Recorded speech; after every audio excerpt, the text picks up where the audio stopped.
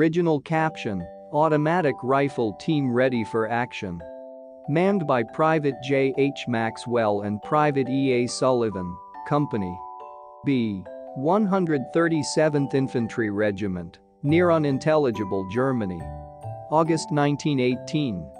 When the Archduke of Austria-Hungary was killed in cold blood, igniting the most destructive war in human history, the initial reaction in the United States was the expected will for neutrality. As a nation of immigrants, the United States would have difficulty picking a side. Original caption: One of the signs of America's entry into the war, in Cincinnati, Ohio. Notice of mail suspension with Central Powers, posted in the Maine Post Office, April 15, 1917. Despite the obvious ties to Britain based on history and language, there were many United States citizens who claimed Germany and Austria-Hungary as their parent lands. Support of either the Allies or the Central Powers might prove divisive. Original caption: American-built tank America, designed by Professor E. F. Miller of the Massachusetts Institute of Technology. Photographed in July of 1918. In the early days of the war, as Britain and France struggled against Germany, American leaders decided it was in the national interest to continue trade with all sides, as before a neutral nation cannot impose an embargo on one side and continue trade with the other and retain its neutral status. Men sit astride their Harley-Davidson motorcycles, part of the New York National Guard's Motorcycle Division, circa 1917. In addition, United States merchants and manufacturers feared that a boycott would cripple the American economy. Great Britain, with its powerful navy, had different ideas. A squadron of U.S. Curtiss aircraft in flight, circa 1917. A major part of the British strategy was to impose a blockade on Germany. American trade with the Central Powers simply could not be permitted. Original caption: Brooklyn's drafted men leaving Long Island RR Terminal on Flatbush Avenue for Camp Upton in September of 1917. The results of the blockade were astonishing. Trade with England and France more than tripled between 1914 and 1916, while trade with Germany was cut by over 90%. American soldiers drilling at home. Original caption: Men in the trenches with gas masks on, ready to go over the top. Presidio Barracks, San Francisco, California, in June of 1918. It was this situation that prompted submarine warfare by the Germans against Americans at sea. On April 2, 1917, President Woodrow Wilson went before a joint session of Congress to request a declaration of war against Germany. Original caption: Running the welding machine. Wartime women workers in Naval Aircraft Factory in Philadelphia, Pennsylvania, circa 1918. Wilson cited Germany's violation of its pledge to suspend unrestricted submarine warfare in the North Atlantic and the Mediterranean, as well as its attempts to entice Mexico into an alliance against the United States, as his reasons for declaring war. On April 4, 1917, the U. Testing tanks in the mud. Original caption: Mud hole in testing field at Van Dorn Iron Works Company in Cleveland, Ohio. Senate voted in support of the measure to declare war on Germany. Men run from an exploding balloon at Post Field, Fort Sill, Oklahoma, on April 2, 1918. The House concurred 2 days later. The United States later declared war on German ally Austria-Hungary on December 7, 1917. Experimenting with dazzle camouflage patterns.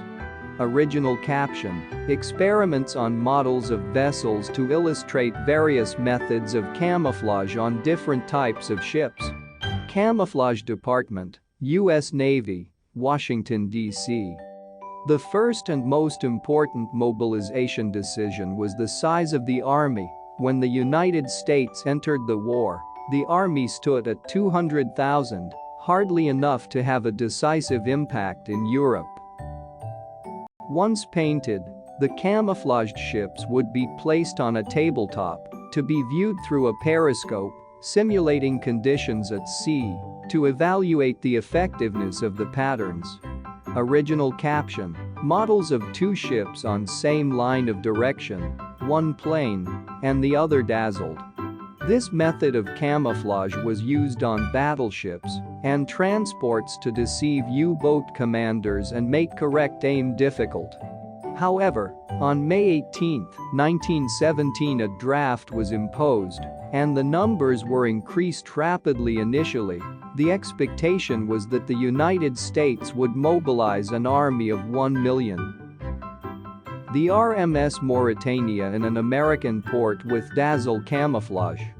The number, however, would go much higher overall. Some 4,791,172 Americans would serve in World War I. Original caption: physical training, 22 stories in the air. Men and girls employed by the New York State Industrial Commission going through physical exercises designed for the National Security League on the roof of the Victoria Building in New York. Some 2,084,000 would reach France, and 1,390,000 would see active combat. The first military measures adopted by the United States were on the seas. Original caption: 3 motorcycle dispatch bearers in training at the U.S. Training Detachment School in Richmond, Virginia, wearing their gas masks, ready to start on a dispatch carrying trip in an exhibition. Joint Anglo-American operations were highly successful at stopping the dreaded submarine, following the thinking that there is greater strength in numbers. The U. Original caption: a Boy Scout testing a gas mask in Union Square, New York City. US and Britain developed an elaborate convoy system to protect vulnerable ships. Original caption: wives and mothers of men at the front being instructed in shooting at the Wakefield Rifle Range in Wakefield, Massachusetts, by Major Portal and U.S. Marines. In addition, mines were placed in many areas formerly dominated by German U-boats. The campaign was so effective that not a single American soldier was lost on the high seas in transit to the Western Front. American soldiers attend a Christmas dinner in Camp Logan, in Texas. The American Expeditionary Force began arriving in France in June 1917. But the original numbers were quite small. Time was necessary to inflate the ranks of the United States Army and to provide at least a rudimentary training program. Aircraft fly above New York City. The timing was critical. When the Bolsheviks took over Russia in 1917 in a domestic revolution, Germany signed a peace treaty with the new government. Original caption: carrier pigeons are being trained for service with the armies abroad and here. A pigeon section of the Signal Corps has been established under the command of Major Griffith, and a flight was held in May of 1918 from Washington to New York. A flock of 3,500 birds made the trip. The Germans could now afford to transfer many of their soldiers fighting in the east to the deadlocked Western Front. Were it not for the fresh supply of incoming American troops, the war might have followed a very different path. Soldiers playing baseball while wearing gas masks. Original caption: it is not troubling these soldiers any to play ball while wearing their gas masks.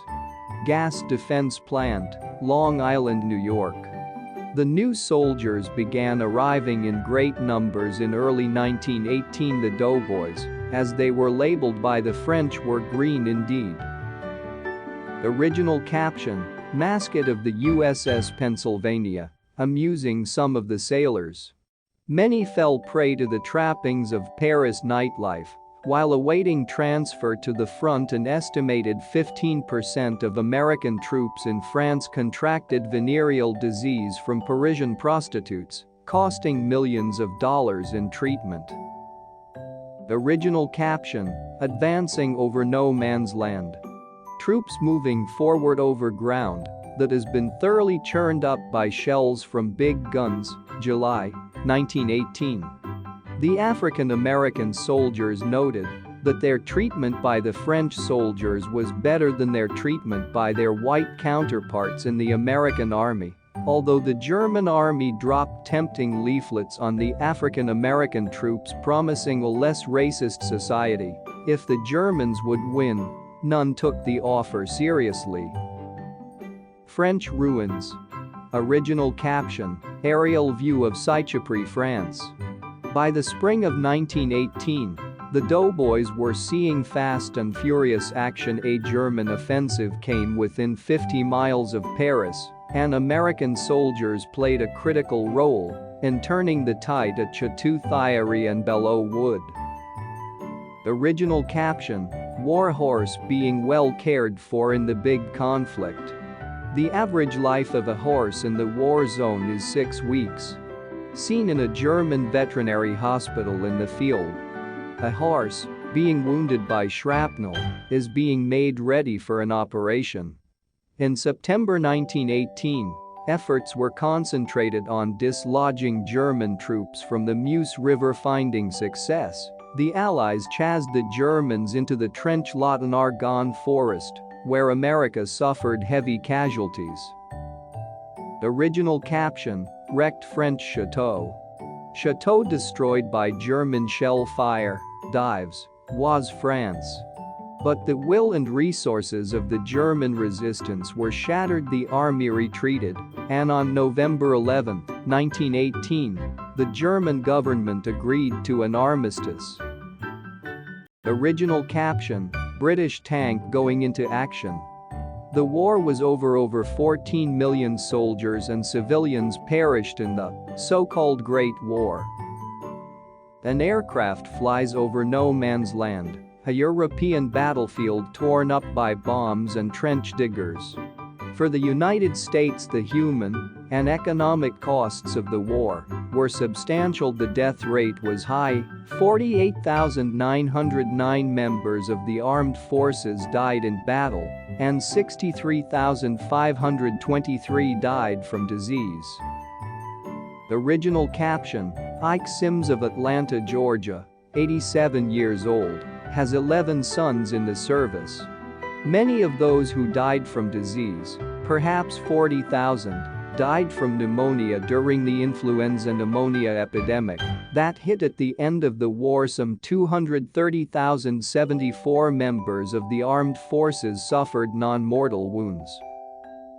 Original caption: war news printed right before your eyes is the latest method of displaying bulletins by big newspapers. The mechanical bulletin printing machines in the window of a Cincinnati newspaper. It is a linotype machine and a printing press combined. John Maurice Clark provided what is still the most detailed and thoughtful estimate of the cost of the war. A total amount of about $32 billion. Clark tried to estimate what an economist would call the resource cost of the war. Original caption: crater caused by an American bomb. Taken at Langley Field, showing the wide crater made by a certain type of bomb released from an aeroplane. For that reason, he included actual federal government spending on the Army and Navy, the amount of foreign obligations, and the difference between what government employees could earn in the private sector and what they actually earned. He excluded interest on the national debt and part of the subsidies paid to the Railroad Administration because he thought they were transfers. A wounded man recovers in a hospital bed. His estimate of $32 billion amounted to about 46% of GNP in 1918. Masks made for men with disfigured faces from war wounds. Masks made for men with disfigured faces from war wounds. Original caption: Mrs. Ladd coloring one of the masks after adjusting on a wounded Poilu's face. Read more about Mrs. Ladd work with the disfigured veterans of the Great War. Original caption: Mrs. Ladd coloring one of the masks after adjusting on a wounded Poilu's face. Original caption: Turnbuckle Girls, Standard Aircraft Corporation, Plainfield, New Jersey. Read more about Mrs. Ladd work with the disfigured veterans of the Great War. Sea launch.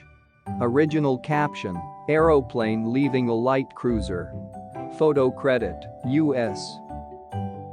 Original caption: Some of the colored men of the 369th, 15th New York, who won the Croix de Guerre for gallantry in action. Front row, left to right, Private Eagle Eye, Ed Williams, Lamplight, Herbert Taylor, Private Leon Frater, Private Kid Hawk, Ralph Hawkins. Back row, left to right, Sergeant H.D. Preenas, Sergeant Dan Storms, Private Kid Woney, Joe Williams, Private Kid Buck, Alfred Hanley, and Corporal T.W. Taylor. National Archives.